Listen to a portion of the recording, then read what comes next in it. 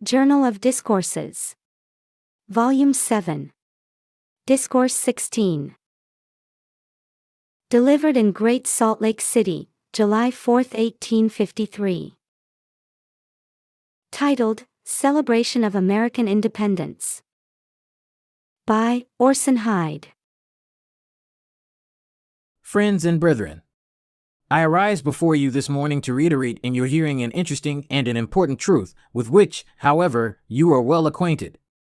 We are a branch of the tree of liberty planted on the 4th of July, 1776.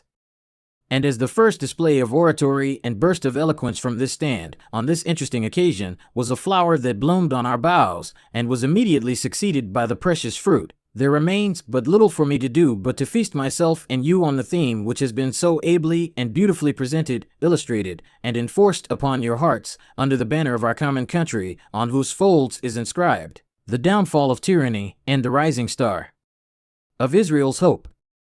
The great family of nations on this globe, among which ours occupies the most enviable position, stands in the same relation to the supreme ruler of all that servants do to their earthly master.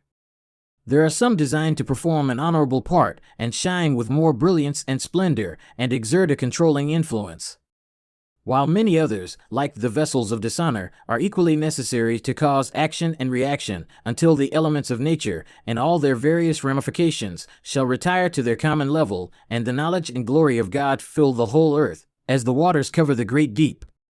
Not every member of this great family does the will of God by choice, but the wisdom, providence, and power of Zion's King will overrule the acts of every nation to the furtherance and execution of his designs. And therefore the nations will be constrained to say, not unto us, but unto thy name belongs the glory. While, therefore, we acknowledge the hand of providence in all things, we acknowledge not the designs, plans, and schemes of all nations, any more than we acknowledge the correctness of the plans and designs of Joseph's brethren in selling him into Egypt. Considering the earth a stage, and the nations and powers thereof so many actors, what part has our nation chosen to act in the grand scenes of the last days? The days of farces are gone by. Realities now claim our attention, and we should discipline our minds and accustom them to sober thought, and prepare our hearts and nerves for the substances that have so long cast only their shadows before them to awaken our fancy and speculations, and pleasingly or painfully excite our unstable souls. Observe Christopher Columbus in his silent meditations. Mark his untiring and faithful observations. Behold him watching the western breeze, and marking, with zealous eye and anxious heart, every substance that floated on the ocean's eastward bound current as, probably, from the New World he sought. Listen to the philosophy of his reasoning that a western continent was necessary to preserve the equilibrium of the earth, and to balance it correctly on its own axis. Inspired of the Almighty God of heaven, he encountered the ridicule and jeer of a faithless and unbelieving world. Bound and hampered by the chains of poverty, he possessed not the ability to prosecute the voyage of discovery so dear to his heart, and so intimately connected with his hopes of future greatness and renown. Brooking every difficulty, combating opposition, calumny, and reproach from almost every quarter, he surmounted every obstacle, obtained an outfit that was as little fitting and proper for the great enterprise as was the manger for the birthplace of the Virgin Son. The time had arrived for the discovery to be made. Millions of spirits in the spirit world, who had not yet taken bodies, nor passed the ordeal and earthly tenements of a residence on this benighted globe, were waiting with anxious eye for the area of heaven-born intelligences to be extended or opened to the gaze of mortal eye, that there might be room for them to come down and play their part, in their time and in their season, on the stage of human life. The three old crazy vessels were enough. The spirit angel was their guardian and their guide, and was with them on the stormy deep. Another important reason why the discovery should be made, the history and record of a fallen people, containing light from the spirit land, and truth from heaven, were buried in the soil of the western continent. And although engraven on golden leaves in a strange and unknown tongue, still they must come forth, being among the secret things that should be revealed.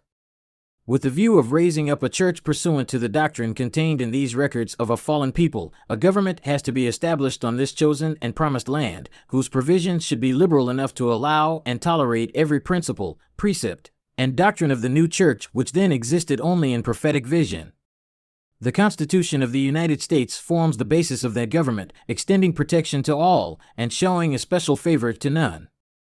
After this government became fully established and had time to command the respect of all nations, lo! The angel of God from the courts on high descended to earth, and Camorra's lonely hill, in the state of New York, was made to yield up the golden records to the stripling ordained and chosen of God as the agent to enlighten the world with the words of nations long since extinct, whose ruined cities, towns, forts, and various other works of improvement are left as a striking memento of fallen greatness. Let it never be forgotten, but let the mind's eye always be directed to it as the eye of the storm-beaten mariner is ever directed towards the polar star or the beacon lights, that, while they ward off danger, they inspire with joy. It is a prophetic saying, relating to the destiny of this country, contained in the records found in Camorra, and translated by the stripling youth, whose blood has sealed the truth of his translation. Hear it, all ye ends of the earth. There shall no king be raised up on this land. And whosoever seeketh to raise up a king on this land shall perish. This land means both North and South America, and also the families of islands that geographically and naturally belong and adhere to the same. There are promises and decrees of God in relation to this land of an extraordinary character. No other land can boast of the same. How beautifully does the spirit of the above prophetic sentiment chime in with the great American principle that no foreign prince, potentate, or sovereign will be allowed to interfere in the affairs of this continent. Spain must give up Cuba. England, Canada, and the United States of America must hold, as her dependencies, every country on the western continent, with the islands along its borders. Mexico would not allow our agents to preach the gospel within her borders. The Catholic faith, sustained by political power, to the exclusion of all others, is a cause sufficient for revolutions at home, and for a conquest by a power whose policy it is to let religion stand upon its own merits. The great design of Providence in raising up our nation, and freeing it from the yoke of a foreign power, and in arming it with energy, strength, and skill, was to make it the honored agent to suppress religious intolerance and usurpation, and to open effectual doors for the free investigation of every subject that can enlist the interests and attention of men, that every principle that will stand the test of a close and scrupulous examination, whether moral, political, or religious, may be drawn out and applied to practical use in that department to which it belongs.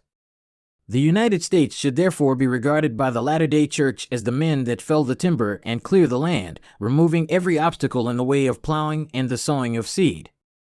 Remember that whatever land or country falls under the government of the United States, there you may go and preach the gospel, and not be thrust into prison for it as you now are in many countries. The press also, that mighty engine of power, is free and untrammeled wherever the American eagle builds her nest. I think I hear a voice in low tone from yonder corner reproaching thus, but, in the United States, your prophets have been killed, your houses burned, your fields laid waste, your grain consumed by fire, your people driven and scattered before the bitter blasts of persecution, like clouds before the wind. Ah, too true! But the Constitution and laws of the country were not guilty of these cruel and bloody deeds. It was a lawless mob that did the mischief, an outbreak to which every country is subject. But you may ask, why were the offenders not punished for their cruelty? Because human legislation had failed to affix a penalty proportionate to the offense, hence the Almighty has taken that matter into His own hands, and will award to them a punishment that will be fully adequate, by making them the eternal servants of the persecuted and martyred ones. If the nation had done all she could to wipe out the stain of these cruel and bloody deeds, herself would have been spotless. In the spring of 1834, a move was made from Kirtland, Ohio, to the state of Missouri, by the prophet Joseph Smith and many of his friends. During the journey, from time to time, some murmuring and insubordination were manifest in the camp. This called out many reproofs and admonitions from the prophet, until at length, on one beautiful day when the sun shone in all its beauty and splendor, having failed to silence the murmurings in the camp, he uttered in substance the following language: Brethren, by your murmurings and complainings, you have grieved the Holy Spirit. I have reproved you often, reasoned and remonstrated with you from time to time, and you have not heeded the admonition. And now, therefore, so sure and certain as you behold yonder sun shining in the heavens, without a cloud to obstruct its rays, just so sure and certain will the destroyer lay you waste, and your carcasses shall fall and perish like rotten sheep. Only about 2 weeks after, the cholera broke out in camp, and the awful prediction was fully verified, to the consternation of the stoutest heart. Some 8 or 10 died and were buried in a night. But did the prophet cease his anxiety for the welfare of the camp? Did he become alienated in his feelings from his friends in their hour of chastisement and tribulation? Did he turn to be their enemy because he had spoken hard things against them? No. His heart was melted with sympathy, his bosom glowed with love, compassion, and kindness. And with a zeal and fidelity that became a devoted friend in the hour of peril, he personally ministered to the sick and dying, and aided in burying the dead. Every act of his, during that severe trial, gave additional assurances to the camp that, with all their faults, he loved them still. If the United States have been guilty of a great dereliction of duty in not making an effort to redress the sufferings and wrongs of the Mormons, and the Mormons have said that this inaction and indifference on the part of the government in relation to their grievances will draw upon the nation a scourge and chastisement from God, we have no more idea that the great purposes and designs of the Creator will be changed in relation to this nation, in consequence of this merited chastisement, than the purposes and designs of a father to rear up his son in honor, integrity, and truth will become changed by the infliction of chastisement for some transgression or misdemeanor. The Mormons feel their wrongs, they know them. And while they live they will not forget them, they cannot if they would.